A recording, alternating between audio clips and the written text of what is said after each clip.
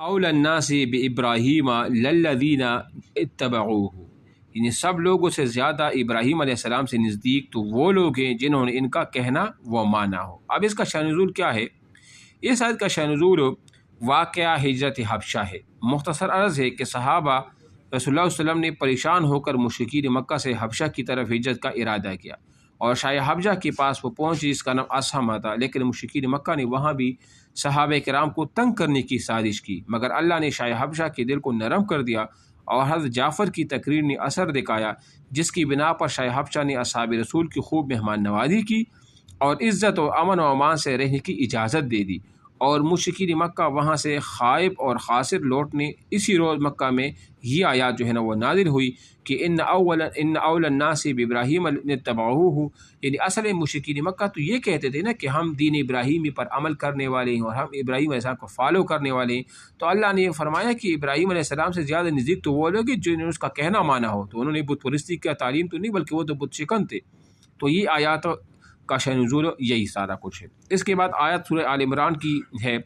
کہ وَدَّتْ طَائِفَةٌ مِّنْ أَهْلِ الْكِتَابِ لَوْ يُضِلُّونَكُمْ، یعنی اہل کتاب میں سے ایک جماعت چاہتے کہ تمہیں گمراہ کر دے، یعنی اے صحابہ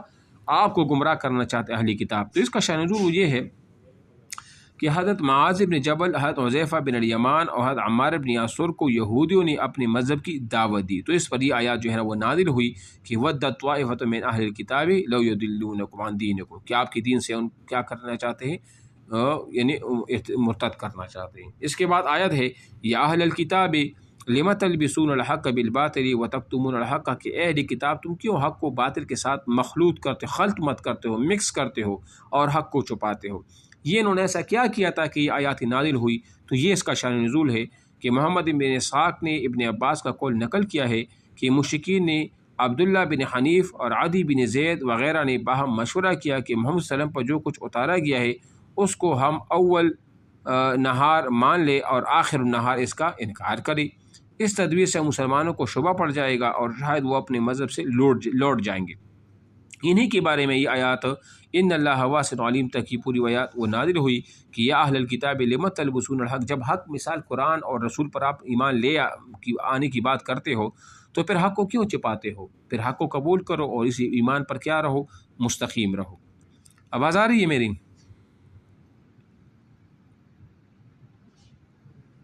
اچھا، آیت وَمِنْ أَهْلِ الْكِتَابِ مَنْ إِنْ تَأْمَنْهُ بِقِنْطَارٍ يُؤَدِّهِ إِلَيْكَ، اور بعض اہل کتاب ایسے ہیں کہ اگر تو انہیں خزانہ کا امیر بنا دینا تو بھی وہ تجھے واپس وہ کر دے۔ بعض اہل کتاب کیا مطلب؟ یعنی بغوی نے ابن عباس کا قول نقل کیا کہ ایک شخص نے عبداللہ ابن سلام کے پاس 1200 اوقیہ امانت رکھی اور پھر انہوں نے وہ امانت پوری ادا کر دی۔ گویا یہ آیات عبداللہ ابن سلام کی توصیف یعنی وصف میں یا اس کی صفت کے بارے میں نازل ہوئی کہ سارے اہل کتاب تو ایسے یہودی تو ایسے نہیں تھے، لیکن وَمِنْ أَهْلِ الْكِتَابِ مَنْ إِنْ تَأْمَنْهُ بِقِنْطَارٍ يُؤَدِّهِ إِلَيْكَ، یعنی بعض اہل کتاب میں ایسے کہ تو انہیں خزانہ کا امیر بنا تو وہ تجھے واپس کر دے گا۔ تو عبداللہ ابن سلام چونکہ ایمان لا چکے تھے 1 ہجری میں، یہ اس کے بارے میں وہ آیات نازل ہو گئی ہے۔ تو یہ اگر اس طرح آیات آپ سے پوچھا جائے نا کہ وَمِنْ أَهْلِ الْكِتَابِ مَنْ إِنْ تَأْمَنْهُ بِقِنْطَارٍ يُؤَدِّهِ إِلَيْكَ کس کے بارے میں نازل ہوئی، اس کا شأن نزول کیا تھا، تو یہ آپ کے ذہن میں وہ ہونی چاہیے، ٹھیک ہے نا۔ اس کے بعد آیت ہے إِنَّ الَّذِينَ يَشْتَرُونَ بِعَهْدِ اللَّهِ وَأَيْمَانِهِمْ ثَمَنًا قَلِيلًا، بے شک وہ لوگ جو اللہ کے عہد کو اور اپنے ایمان کو توڑی قیمت پر بیچ دیتے۔ إِنَّ الَّذِينَ يَشْتَرُونَ بِعَهْدِ اللَّهِ وَأَيْمَانِهِمْ ثَمَنًا قَلِيلًا، تو کیا مطلب ہے اس کا؟ تو صحیحین میں یعنی بخاری اور مسلم میں عبداللہ کی روایت منقول ہے کہ آپ علیہ السلام نے فرمایا کہ جو شخص کسی مسلمان کا مال جھوٹی قسم سے حاصل کرے تو اس کی پیشی اللہ کے سامنے ایسے حالت میں ہوگی کہ اللہ اس پر غضبناک ہوگا، اور اس کی تصدیق میں یہ آیات جو ہے نا وہ نازل وہ ہو گئی کہ ان الذین یشترون بعہد اللہ و ایمانہم ثمنا قلیلا، کہ مطلب وہ اللہ پر اور اس کے رسول پر اور وعدے پر جھوٹی قسمیں جو ہے نا وہ کھا لیتے ہیں اور کیا کر دیں تھوڑے سے پیسوں کی خاطر، تو پھر یہ آیات وہ نازل ہو گئی۔ اس کے بعد آیت ہے ما کان لبشر ان یؤتیہ اللہ الکتاب والحکم والنبوۃ ثم یقول للناس کونوا عبادا لی من دون اللہ ولکن کونوا ربانیین بما کنتم تعلمون الکتاب وبما کنتم تدرسون، یعنی کسی بشر کا کام نہیں کہ اللہ اس کو کتاب اور حکمت اور پیغمبری دے، پھر وہ کہیں لوگوں کو کہ تم میرے بندے ہو جاؤ اللہ کو چھوڑ کر، لیکن یوں کہیں کہ تم اللہ والے ہو جاؤ، جیسے کہ تم سکھلاتے تھے کتاب اور جیسے کہ تم خود بھی پڑھتے تھے اسے۔ شان نزول اس کا کیا ہے؟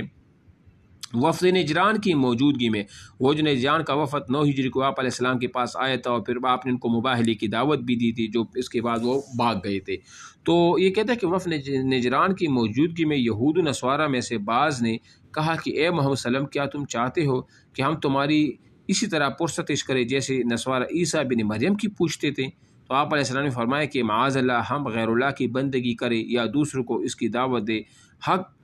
تعالیٰ نے ہم کو اس کام کے لیے وہ نہیں ہوئے۔ تو اس پر یہ آیات جو ہے نا وہ نازل ہوئی کہ ما کان لبشر ان یؤتیہ اللہ الکتاب والحکم والنبوۃ ثم یقول الناس، کہ مطلب اللہ کسی کو پیغمبری دے اور پھر وہ کسی کو یہ کہہ دے کہ کونوا عبادا لی، کہ تم میری عبادت کرو اللہ کی ماں سوا، تو یہ نہیں ہو سکتا۔ تو یہ جو ہے نا یہ آیات اس وقت نازل ہوئی جب نجران کا وفد آپ علیہ السلام کے پاس آیا اور انہوں نے آپ کو اس طرح کہہ دیا تھا، ٹھیک ہے نا۔ اس کے بعد آیت ہے